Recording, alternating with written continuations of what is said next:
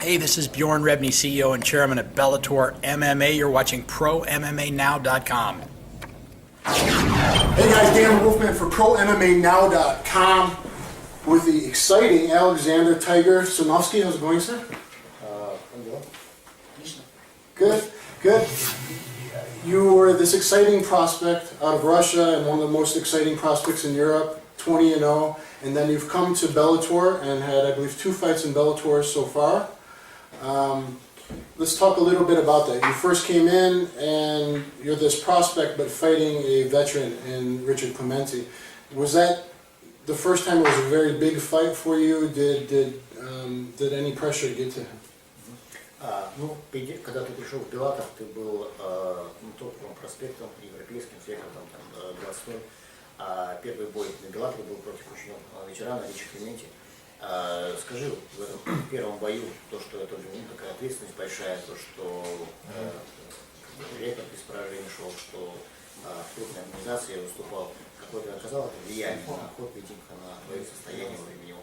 Да, была большая ответственность просто перед всеми и большая нагрузка, потому что ты идешь без поражений и выступаешь первый раз на таком крупном турнире, и на тебя все смотрят, на тебя все надеются, что опять от тебя победы.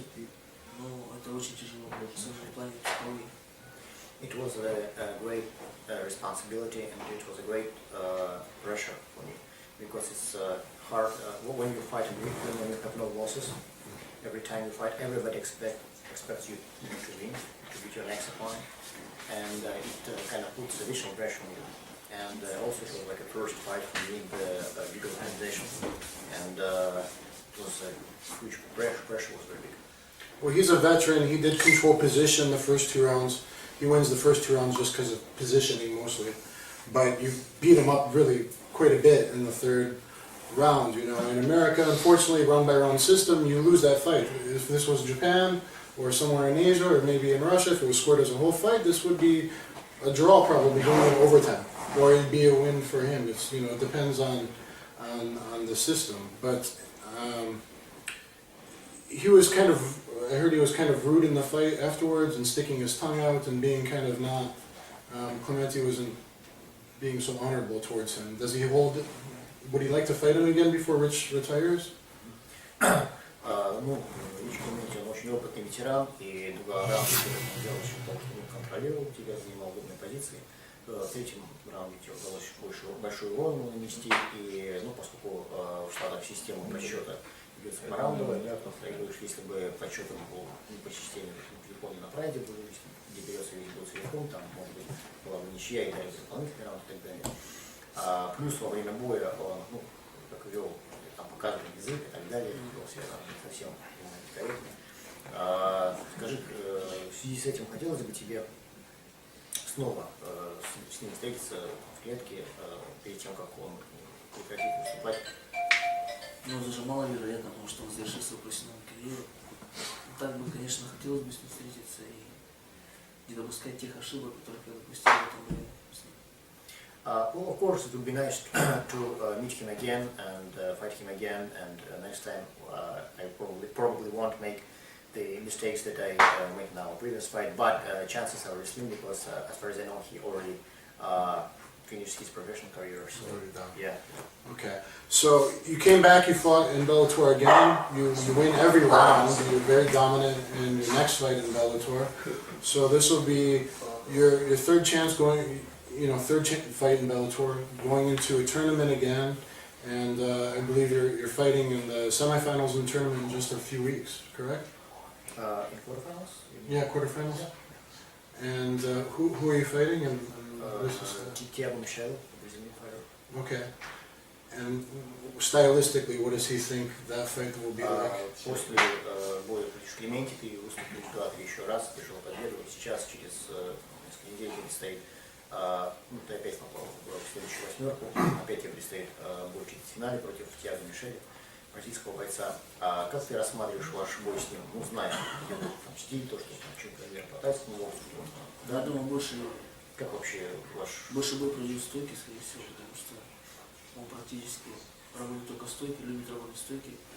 И я думаю, он тоже не против поработать в стойке и проверить себя за. I think that most of the fights will be battle, because as far as I know, he likes to stand and bang, and I don't mind. And besides that, it would be a good test for me, a good test of my stand-up. Is most of the pressure off now? Now it's kind of just do your job? Как ты вот ощущаешь?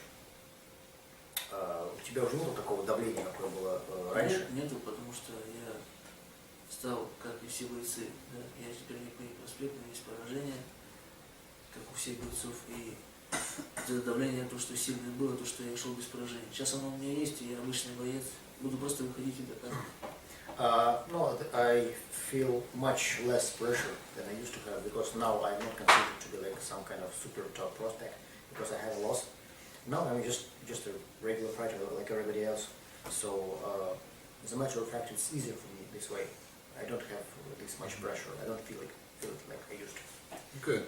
Now, before you came to Bellator, were both UFC and Bellator making offers to him?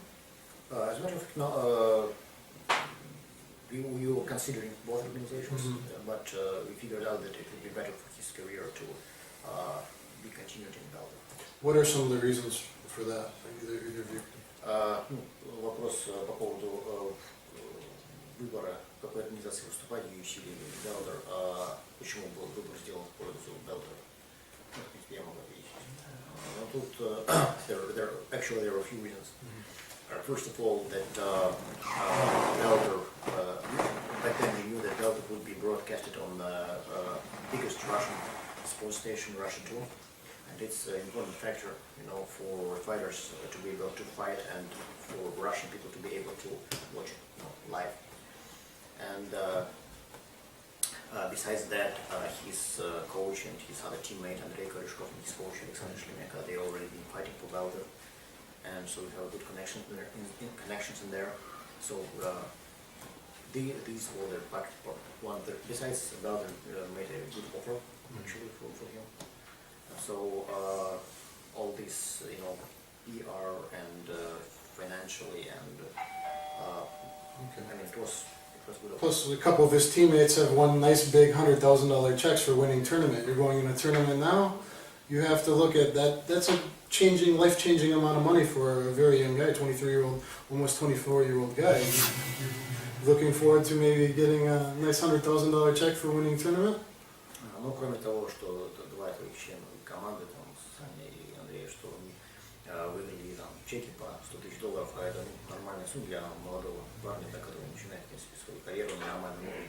Это тоже оказало ему влияние на выбор организации. Ну, да, скорее всего. Yeah, it's true. Where are you from and how old were you when you started training martial arts? Где ты родился, где ты вырос, и сколько тебе было лет, когда ты начал заниматься каким-либо боевым искусством? Родился вообще в Казахстане, в 98 году переехал в Омск, и когда переехал в Омск, буквально не прошло месяца, я начал заниматься единоборством, и первые шаги начал делать кикбоксинг. Well, I was born actually in Kazakhstan, that's one of former Soviet republics. In 1998, when I was 9 years old, my family moved to Omsk, Russia, Siberia, and 1 month after we moved, I started training kickboxing. Oh, okay, very good. And is there anything you want to say to your Russian fans? To, you know, they're going to get to know you very soon if they haven't already. Can you look at camera and speak in Russian? What would you like to say to some Russian fans? Глядя в камеру, скажи, что хочешь сказать своим русским и американским речам. Хочу всем сказать фанатам, чтобы поддерживали меня всегда. И в трудную минуту, и когда я выигрываю, и я постараюсь вас не разочаровать. И показывать зрелищные поединки. Guys, please stay by me all the time when I win and sometimes when I do not win. And from my part, I will try to do anything to never disappoint you. I will always be trying to show the spectacular fights, so you guys will be entertained. Okay, all right, thank you very much, and happy birthday to you Thursday. Hopefully Zayat, your teammate, will win, and you guys can all go celebrate, double celebration afterwards. Thank you.